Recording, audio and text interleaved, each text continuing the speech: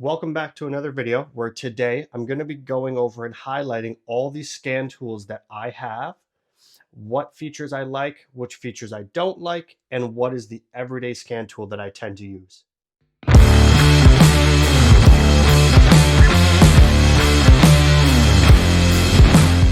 So over the last couple of years, I've been pretty lucky. I've partnered with a couple different manufacturers and I've had the opportunity to test out multiple different scan tools. So today I wanted to highlight some of those scanners that I still currently have and which ones I'm using and which ones I'm no longer using. So I'm going to go scan tool by scan tool, kind of talk about which items I am still using, which ones I'm no longer using. So I'm going to start with the ones that I don't use very often. I'm going to work up to the scan tool that I tend to use all the time. So the very first scan tool I wanted to talk about is the Autel MaxiScan. This is the very first scan tool I ever got. So this one is just for reading check engine lights. It'll just show you what your check engine light code is, and it'll show you the readiness monitors on your vehicle. So I got this one back when I was in school, and it was just a free sample that all of our classmates did receive from Autel. And this one I've had for years. I kept this one in my car at all times, just so if my light ever came on, I could do a quick check. It gave me the info that I needed as well as the readiness monitors. So when I was doing e-tests previously, I would use this to quickly just check to see if all the readiness monitors are ready on the vehicle prior to us running the e-test. The next scan tool I wanted to talk about is the EDiag Elite by KINGBOLEN. This is the scan tool that I tend to keep in my vehicle now at all times. So this one's great. It's nice and compact and it runs off a mobile app. And the app is actually really easy to use, very simple. So I've had this one now for about a year and a bit, as well as I also was sent the solo scan for GM. That one I no longer have after receiving this one. I ended up giving that one to a friend that has a GM vehicle so he could keep something in his car at all times to be able to see if his engine light comes on, as well as check all the other modules that are available for GM. The EDiag Elite is nice because this one works with all manufacturers, where the Solo Scan was just specifically for GM. So I didn't need both of them. So I gave him the GM one because he had a Sierra, and I kept the EDiag in my vehicle. The next scanner I wanted to talk about is the Mukar. It's the BT200 Max. This is the most recent scanner I've been sent. So this one again is very similar to the KINGBOLEN. It's just a small mobile Bluetooth scanner. A big difference I've noticed with the Mukar over the KINGBOLEN is the app. The app is definitely a little bit harder to use than what the KINGBOLEN EDiag app is. It's more of a social media kind of posting platform, as well as being able to scan out the OBD2 information. I did find it was a little bit more difficult to set up the profile and to get the firmware on this updated before I was able to use it. Where with the eDiag Elite as well as the Solo Scan, it was extremely quick. Both of them are housed in the same app, which was nice. So other than that, I did like the Mukar. It did have a couple additional items that some of the other scanners didn't show, which was pretty cool. But the biggest drawback I found with the Mukar was the operating system on the app. The next scanner I wanted to talk about is the Launch Elite V2. So this is a GM only scanner, and I have to say this is probably the least used scanner that I do have. So with this being another single manufacturer scan tool, only working with GM vehicles, there's definitely a drawback on that. It did have some nice perks like the free lifetime updates. So with some of the lower end launch scan tools, you get the benefit of free lifetime updates, where when you move into some of those bigger, more high end scan tools, They're subscription based between a year to 2 years, sometimes three, depending on the scan tool. So, one of the things I didn't like with this one was it was a little slow. So, the more that I used it, I found that running some of the bidirectional functions or pulling the health reports, the scanner would slow down. So, that was definitely a big drawback.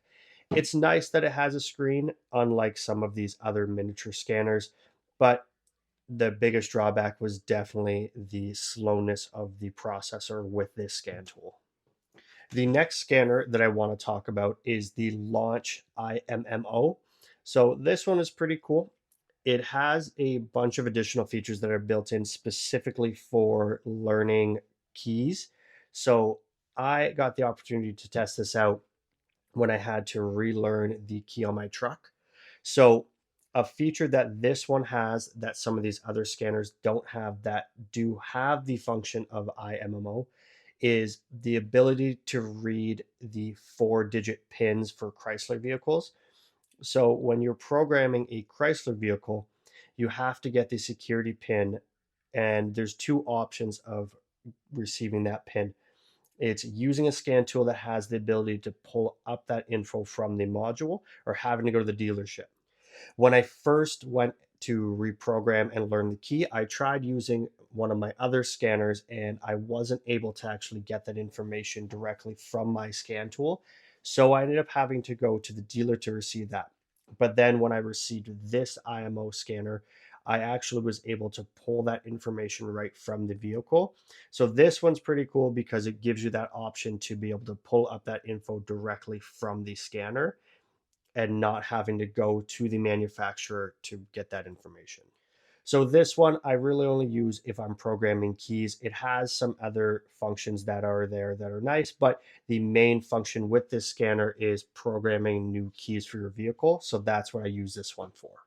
So the next scanner that I wanted to talk about, I no longer actually have, but it was very similar to the Launch IMMO, which was the CRP 129.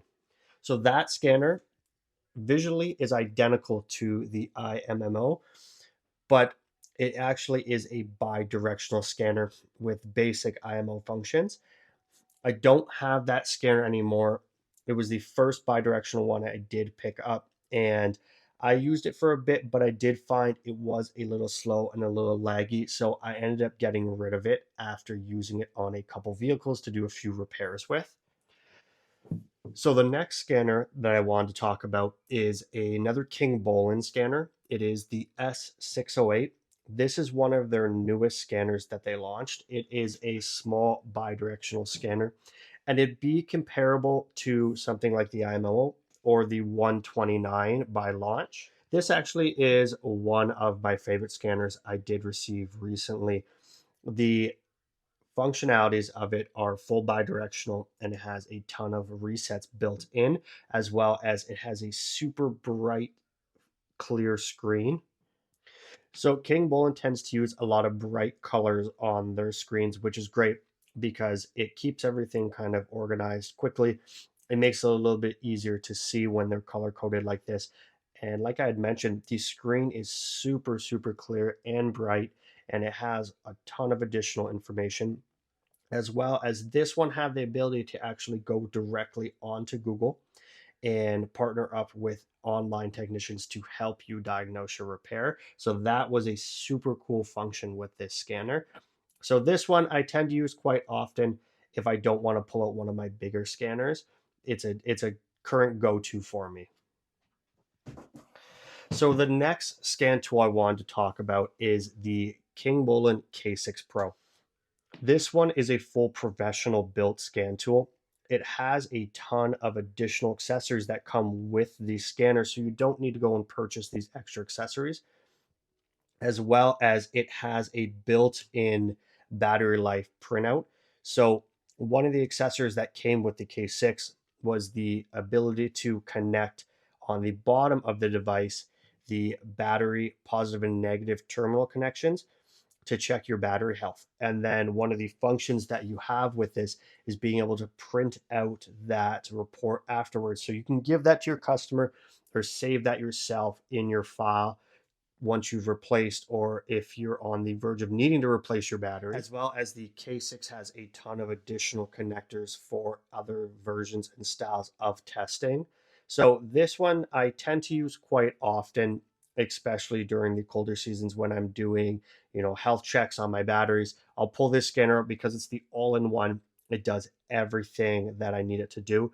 One of the biggest drawbacks, though, with the K6 compared to the K7 is the screen. That is the biggest thing that I don't like about this scanner, is because this is more of a compact, smaller, all-in-one tool, the screen is not very big. So it's definitely a little bit hard to see sometimes when you're doing stuff. And the last scanner that I wanted to touch on is the Launch 919X. This scanner is my everyday scanner. So this one I tend to use the most because this one is bi-directional and it has a super large screen here. This is the one I gravitate to because of the ease of viewing. It does all of the same things that the K6 does, other than I ended up purchasing on the side the BTS 360 battery connections. So these are Bluetooth battery connections that you can do a health report with. But unlike the K6, once you've done that health report, you have to email that over instead of being able to print out that paperwork. But other than that, the 919X has all the same bidirectional functions that the K6 has. So the biggest reason I tend to gravitate to this device over the K6 is the screen. The ease of viewing on this one when you're looking at a graph or checking numbers on a report, it makes it a lot easier to see. I would love the opportunity to test out the K7 because of the enlarged screen, and I like to gravitate to the KINGBOLEN because of all the accessories it does have. So the K7 is something I definitely want to test out in the future. So again, because I have been given the opportunity to test out multiple scanners, I've have a lot of experience with some of these scanners here, which is great. So if there's any specific functions or anything about any one of these scanners I've touched on that you want to know, definitely leave me a comment, like, and subscribe. Or if there's any other scanners that you want me to test out, put those down in the comments and I'll see if I can get a hold of one of those to do some testing and maybe even a comparison between some of the other scanners that I currently have.